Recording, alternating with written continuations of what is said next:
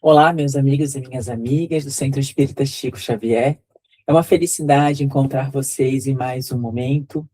E no dia de hoje, para nós batermos um papo sobre um assunto muito importante, muito urgente, sobretudo se nós pensarmos a nossa dinâmica de vida atual, né? Envoltos aí pela tecnologia, pelo imediatismo, pela pressa. Então, quando a gente fala na sabedoria, em saber aceitar, em esperar o tempo de Deus agindo na nossa vida, nós precisamos voltar aos olhos ao Evangelho e nos concentrarmos nas diversas mensagens e ensinamentos que Jesus nos deixou sobre esse assunto. E talvez uma das mais significativas é uma história que nós encontramos de Jesus no livro Boa Nova. Esse livro aqui é uma delícia, ele é maravilhoso. Psicografado por Chico e ditado pelo Espírito Humberto de Campos. Aproximadamente lá pelo ano 30, após Jesus passar um período no deserto da Judéia com João Batista, o mestre divino saiu de Jericó e se deslocou para Jerusalém, bem ali no início dos seus trabalhos de divulgação do Evangelho. Agora eu continuo lendo aqui. Ele estava sentado na frente de um templo, enfim, nas suas reflexões, quando ele foi notado por um grupo de sacerdotes e pensadores ociosos da época se sentiram atraídos pela figura de Jesus, pelos seus traços formosos, pelo seu olhar lúcido, profundo. A maioria dos sacerdotes não deu atenção, mas um deles, chamado Hanan, que mais tarde seria o juiz da sua causa, se sentiu muito atraído por Jesus e foi até a sua direção e perguntou assim: Galileu, o que fazes na cidade?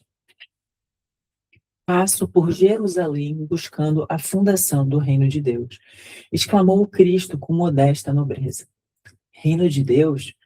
Tornou o sacerdote com acentuada ironia. E que pensas tu venha ser isso? Esse reino é a obra divina no coração dos homens, esclareceu Jesus com grande serenidade. Obra divina em tuas mãos? Revidou Hanan com uma gargalhada de desprezo. E continuando as suas observações irônicas, perguntou: com que contas para levar avante essa difícil empresa? Quais são os teus seguidores e companheiros? Acaso terás conquistado o apoio de algum príncipe desconhecido e ilustre para auxiliar-te na execução de teus planos? Meus companheiros hão de chegar de todos os lugares, respondeu o mestre com humildade. Sim, sim, observou Hanan, os ignorantes e os tolos estão em toda parte na terra. Certamente que esse representará o material de tua edificação. Entretanto, propões-te realizar uma obra divina e já viste alguma estátua perfeita modelada em fragmentos de lama? Sacerdote, replicou-lhe Jesus com energia serena. Nenhum mármore existe mais puro e mais formoso do que o do sentimento, e nenhum cinzel é superior ao da boa vontade sincera. Impressionado com a resposta firme e inteligente, o famoso juiz ainda interrogou: conheces Roma ou Atenas? Conheço o amor e a verdade, disse Jesus convictamente. Tens ciência dos códigos da corte provincial, das leis do templo? Inquiriu Hanan inquieto. Sei qual é a vontade de meu pai a meu respeito, respondeu o mestre brandamente. E a história continua, é muito linda e vale a leitura. Esse livro todo aqui é maravilhoso, para quem gosta das histórias da época de Jesus, a gente vai se sentir reportado para a região da Palestina, né? E Emmanuel tem uma mensagem muito bonita no livro Coragem, no capítulo Oração e Atenção, onde ele nos orienta assim: oraste, pediste. Desfaze-te, porém, de quaisquer inquietações e acerena-te para recolher as respostas da providência divina. E é justamente aqui que nós encontramos um dos pontos de maiores desafios da nossa existência. Especialmente, como nós falamos anteriormente, neste momento histórico que nós estamos vivendo. Histórico, pois, junto com todos os avanços que a própria tecnologia nos traz, sobretudo se nós formos olhar agora para esses últimos 2 anos, quando nós estamos falando em inteligência artificial, e todas as comodidades que isso nos oferece, mas nós nunca vivemos uma era tão grande da urgência e do imediatismo. A gente nunca teve acesso a tanta informação em tão pouco tempo. Se a gente tem alguma dúvida, nós fizemos uma pesquisa aqui com um único celular. Em segundos, a gente consegue ter respostas sobre qualquer pergunta. A gente consegue conversar com qualquer pessoa em qualquer lugar do planeta. Agora, se a gente mandar uma mensagem, a nossa comida ela chega em minutos depois de a gente pedir por um aplicativo. O filme ele começa quando a gente quer e para quando a gente quer. A compra do mercado chega na porta da nossa casa com os nossos produtos prediletos. Tudo foi organizado para reduzir a nossa espera. E isso é muito bom. Isso trouxe muitos benefícios e a questão aqui não é essa. O que nós precisamos refletir é que, sem a gente perceber, nós passamos a exigir que os processos da nossa evolução, que as nossas coisas espirituais, obedeçam esse mesmo imediatismo, essa mesma velocidade que a tecnologia nos entrega. A gente quer a cura imediata, nós queremos uma resposta imediata, nós queremos resultados imediatos. A gente quer compreender hoje, agora, aquilo que talvez a vida só vai nos explicar daqui a alguns anos, ou daqui a algumas encarnações. No livro Caminho, Verdade e Vida, Emmanuel ele traz,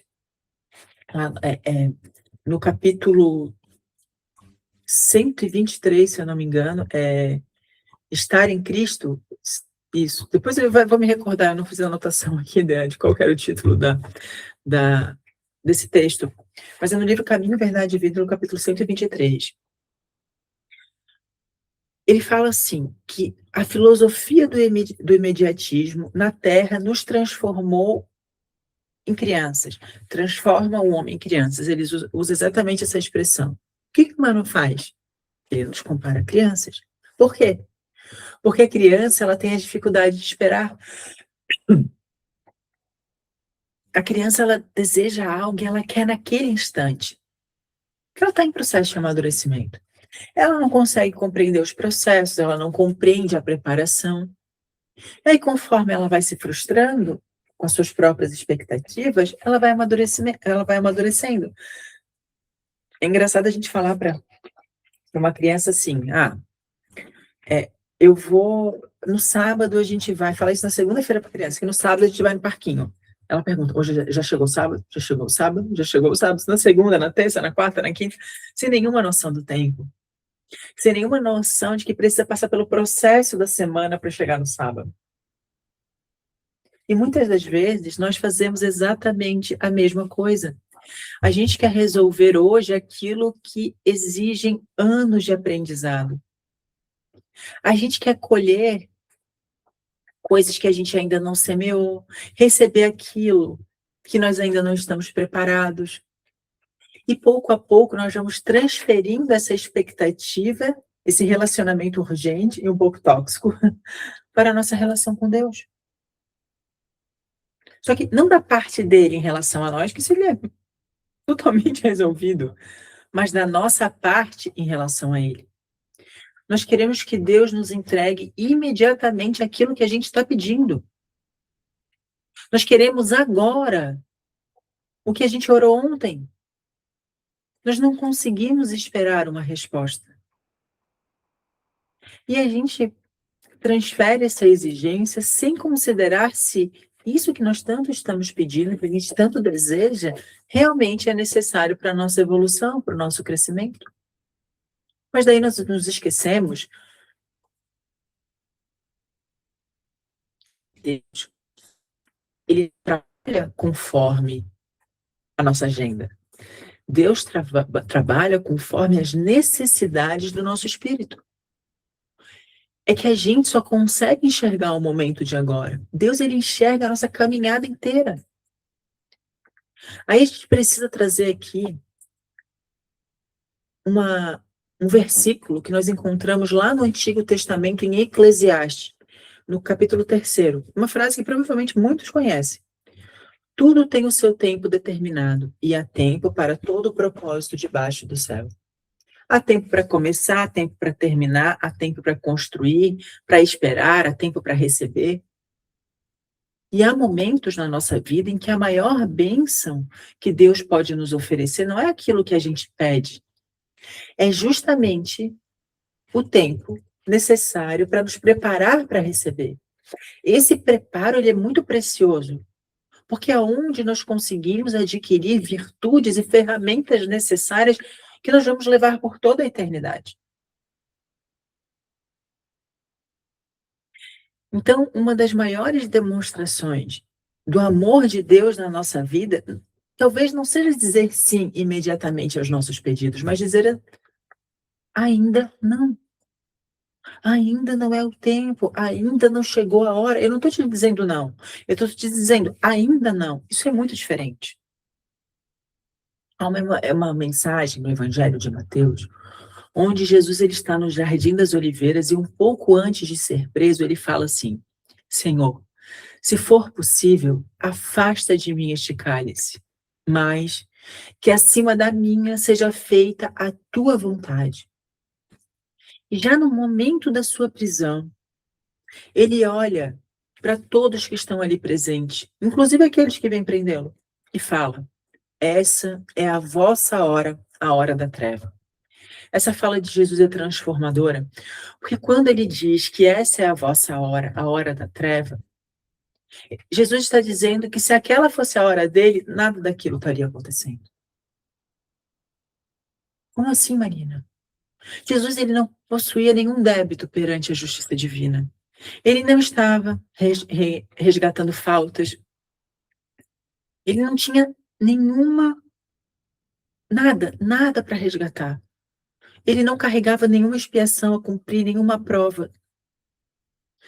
Ele era, naquele momento, e é até hoje, o espírito mais perfeito que já esteve entre nós. Então, se ele quisesse, ele poderia ter evitado aquela situação, mas ele permaneceu.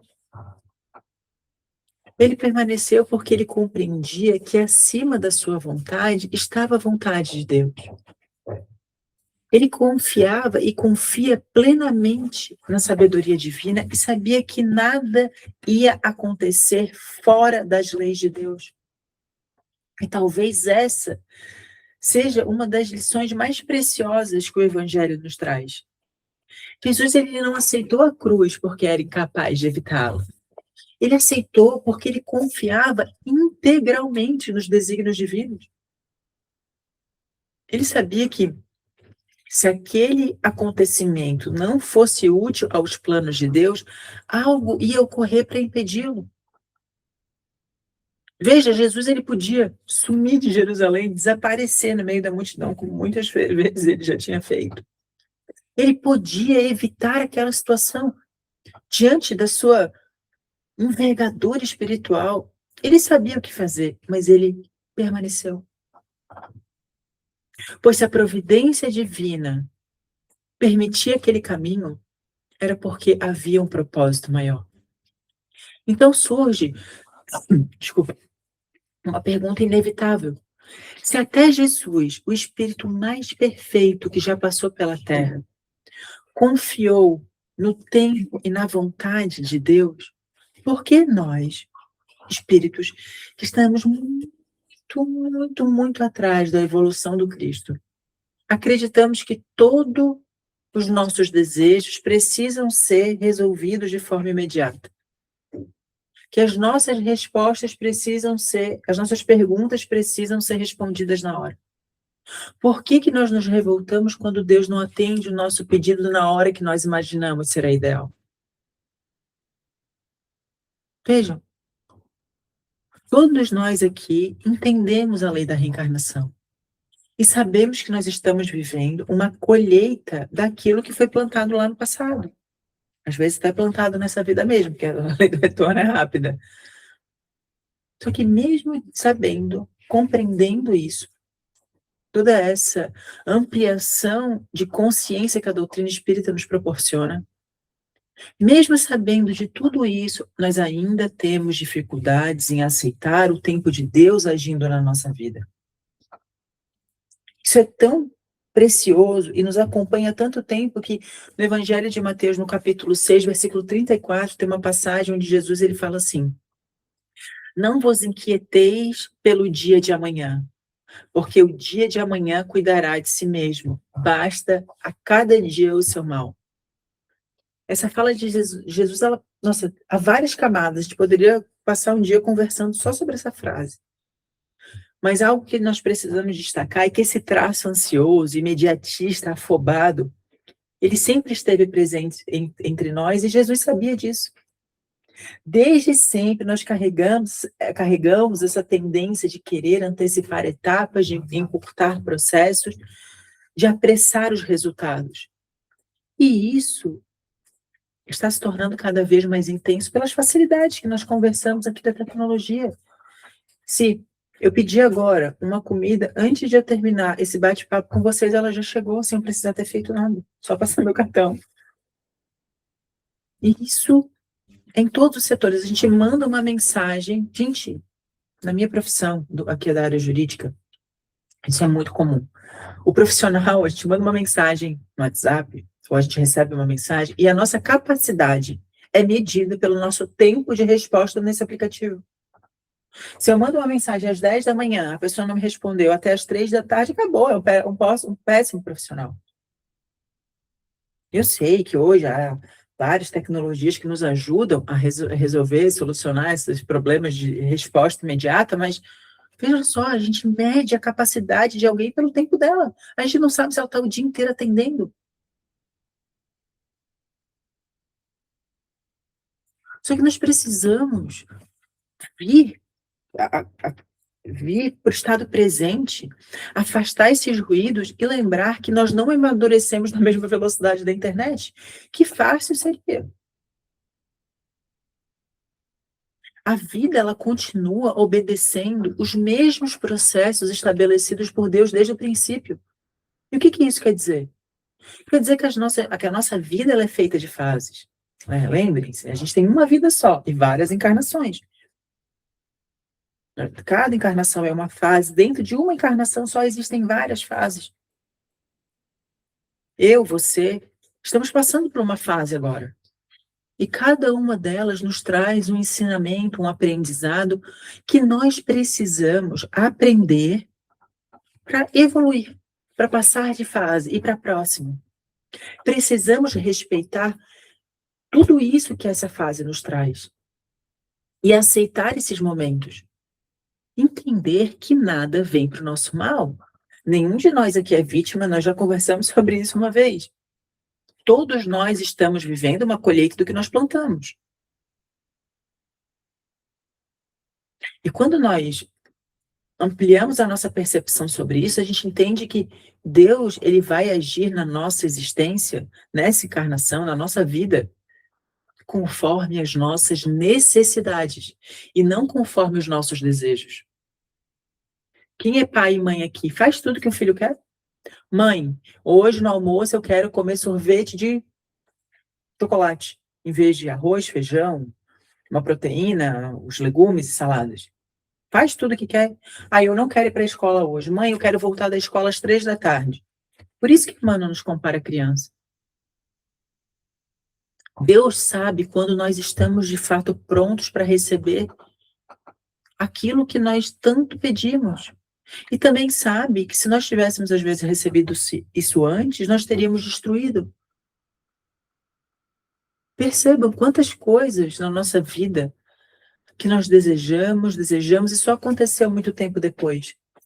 E quando acontece, nós percebemos que se isso tivesse acontecido lá quando a gente queria, 3, 5, 10 anos atrás, Tinha dado errado, não tinha dado certo, porque nós não tínhamos a maturidade necessária para entender aquela situação. Nós não íamos ter, às vezes, as ferramentas interiores fortes e firmes para receber aquilo. E Deus sabe disso e respeita esse tempo. É porque a gente não consegue perceber, a gente só tem uma visão muito limitada. Mas Deus, ele respeita tanto esse tempo, ele nos respeita tanto, que nos dá o livre-arbítrio para fazermos do nosso tempo aquilo que nós quisermos. O livre-arbítrio é um perigo, né? Ele é ótimo, mas ele também pode ser a nossa destruição. Só que aí o que a gente faz? A gente entra num movimento de insistência e de respeito a esses limites.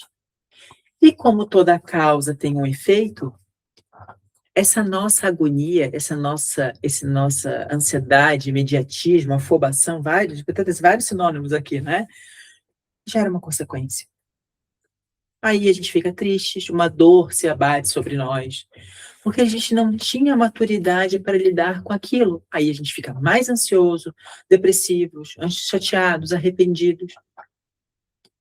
Isso porque toda vez que nós queremos antecipar o tempo, pular os ciclos necessários para a nossa evolução, há uma repercussão negativa na nossa vida. Porque é necessário um tempo de maturidade para que as coisas aconteçam. Vamos fazer aqui uma analogia ao bolo. Se a gente tira ele antes do tempo adequado do forno, ele não vai crescer, ele fica duro, como diz a minha mãe, não sei se é uma expressão aí do Rio Grande do Sul, ele fica batumado. Engraçado essa expressão. Então, por isso que nós precisamos, muitas das vezes, asserenar os nossos pensamentos e acalmar o nosso coração. E aí tem uma mensagem do apóstolo Paulo na sua primeira carta a Coríntios, no capítulo 15, que ele diz assim: se esperamos em Cristo só nesta vida, somos os mais miseráveis de todos os homens.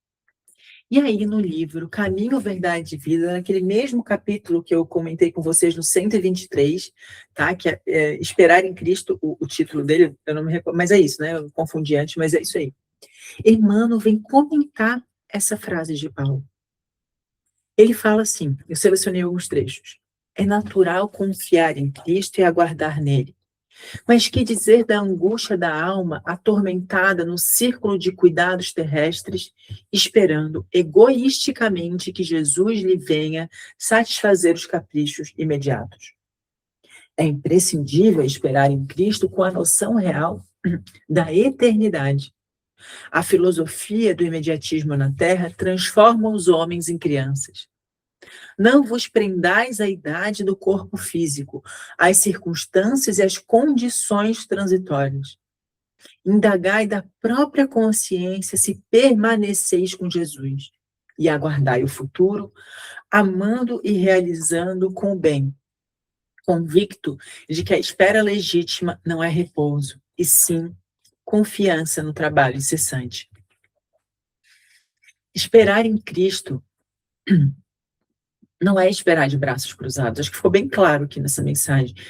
O quanto Emmanuel nos chama para agir. O que ele quer nos trazer é que, sim, tenhamos confiança e esperança, mas confia trabalhando, confia agindo ativamente. É isso que Emmanuel nos traz, uma confiança ativa. Eu gosto muito dessa expressão, confiança ativa. Não é confiar de braços cruzados. Ai, Deus, eu preciso trocar de emprego, meu emprego não tá bom. Ai, o que? Que Deus vai ali te botar, entregar o teu currículo para você ir conseguir um emprego novo?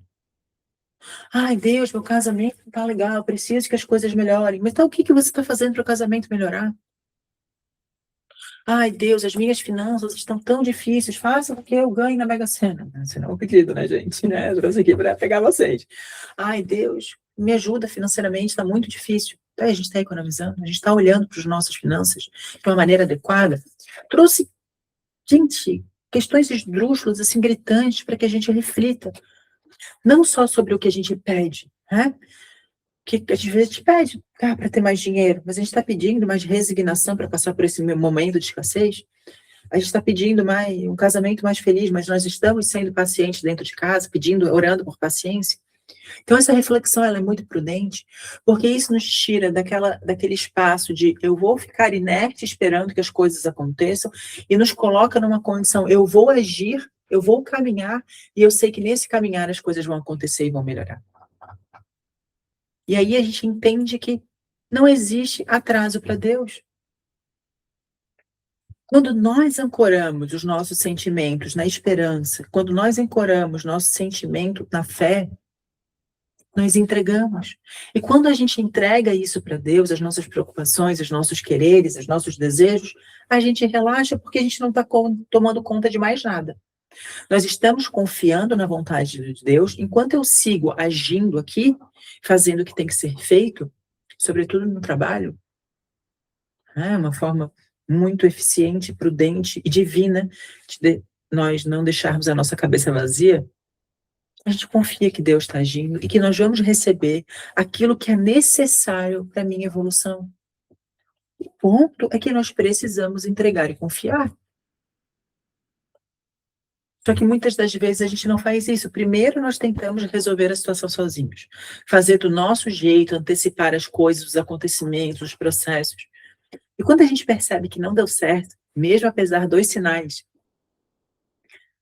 quando a gente percebe que a situação fugiu do controle, aí a gente sofre. E aí é que a gente pensa em entregar para Deus. Só que veja, quando a gente faz isso, a gente está colocando Deus no plano B.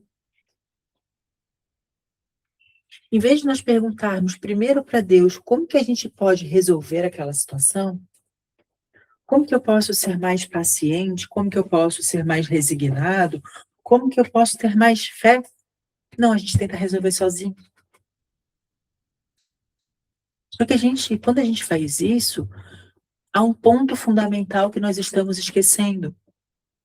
Deus, ele não tem nenhum tipo de temor em relação ao nosso futuro. E justamente aquilo que nós não estamos conseguindo conquistar agora é algo que não deve ser conquistado ainda. Somos nós que enxergamos somente o presente. Gente, isso tem que ficar muito claro. A gente consegue ter noção do passado e nem muitas coisas a gente nem lembra. Temos, às vezes, interpretações distorcidas sobre o que aconteceu. Estamos imersos agora no presente, agoniados com o futuro. E isso nos bagunça todos, porque a gente não consegue nem estar em um lugar nem do outro. Por isso, os nossos desejos são sobre coisas que aconteçam agora. Eu quero conquistar determinada situação. Mas tem um tempo para que isso seja conquistado. Eu quero chegar em tal patamar na minha carreira, mas isso precisa de um tempo. Vou trazer algo pessoal aqui. Quando eu estava na faculdade de Direito, falei para vocês que eu sou da área jurídica, eu ouvi de um professor assim, que na advocacia as coisas demoravam para acontecer. Que levava um tempo para a gente ter uma cartela de cliente, que demorava um tempo, como toda profissão. E aquilo me marcou muito, e hoje, em quase 15 anos de carreira como advogada, isso nunca fez tanto sentido na minha vida.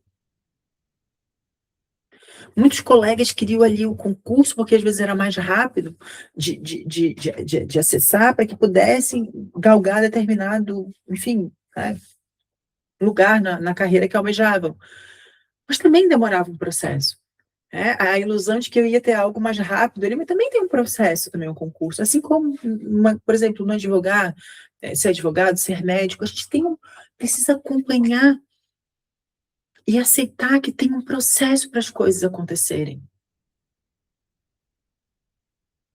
Eu trouxe a reflexão da pessoal para você adequar ela na sua vida, na sua carreira, sei lá, com o que você quiser. As coisas demoram tempo para acontecer. Vamos trazer, então, algo completamente diferente da carreira. Eu fiz uma cirurgia. Eu vou sair amanhã do hospital saltitante, feliz, virando estrelinha? Não. Eu tenho que me recuperar, eu vou estar convalescente, eu preciso esperar um período até aquilo se recuperar. Vou trazer outra questão minha. Recentemente eu precisei fazer uma cirurgia, uma mini cirurgia na boca, por causa de um cisto que apareceu. Eu fui, fiz a cirurgia, tiramos ali o cisto, ok. 10 dias depois eu voltei no médico para tirar os pontos ali, mais ou menos isso. Tirei os pontos, E ficou ainda um carocinho ali. Aí eu falei para o médico: "Tá, isso não vai sair?" "Sim, já não era para estar pondo." Ele falou assim: "Minha querida, o processo de cicatrização vai demorar pelo menos aí uns 6 meses, você vai ter que ter paciência."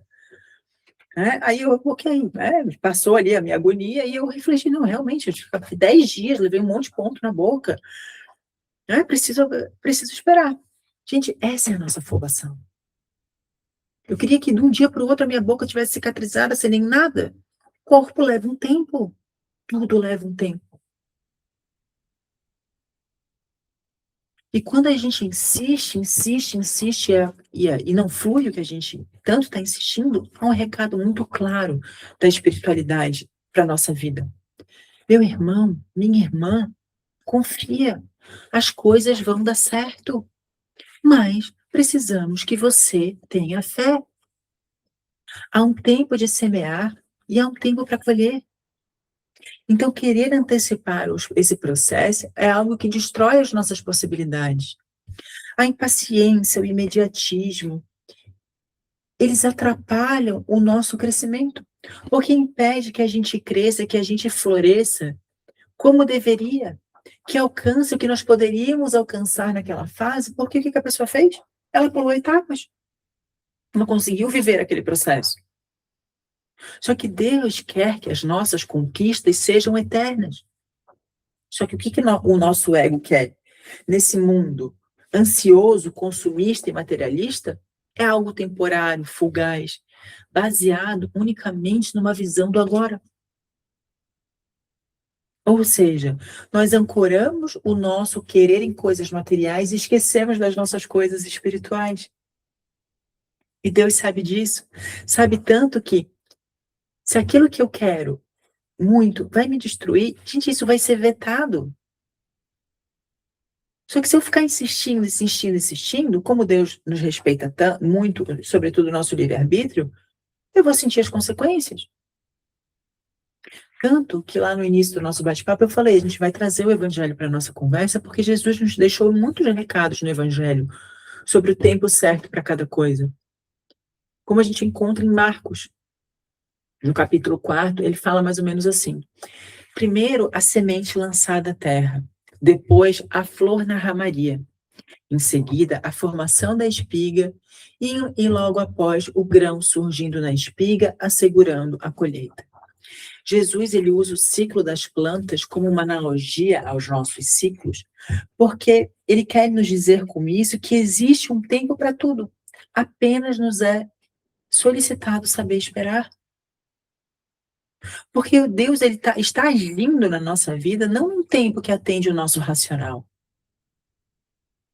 Não num tempo que atende os nossos desejos, como a gente quer agora. Mas ele está agindo conforme as nossas necessidades. Nós é que precisamos ter um olhar amplo, com a perspectiva da eternidade sobre esse assunto. Porque nós somos espíritos eternos. E quando nós pensamos dessa forma, nós percebemos que tudo sempre está certo. Mesmo ainda o que não deu certo, uma hora vai dar, então tudo está certo. Então, para nós encerrarmos, fica aqui uma reflexão. Onde está a nossa fé quando a resposta ainda não chegou? Confiar quando tudo acontece como planejamos é fácil. Difícil é confiar quando nada acontece no prazo que nós imaginamos.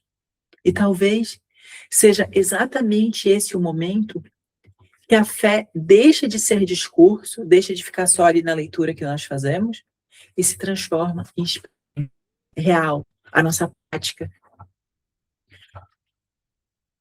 E nesse processo, nós vamos fortalecendo a nossa confiança e, sobretudo, entendendo que tudo é justo e perfeito na ordem de Deus, na ordem do universo. Então, tudo está acontecendo como deveria acontecer. Essa confiança nos motiva no caminhar para a vida, nos traz mais firmeza, nos traz mais fé, nos traz mais coragem de seguir adiante, pois a gente sabe que o melhor para nós vai acontecer. Meus amigos e minhas amigas, foi um prazer reencontrá-los no dia de hoje. Um beijo no coração de todo mundo, que Jesus esteja hoje e sempre com a gente. Que assim seja. Um abraço para todos vocês.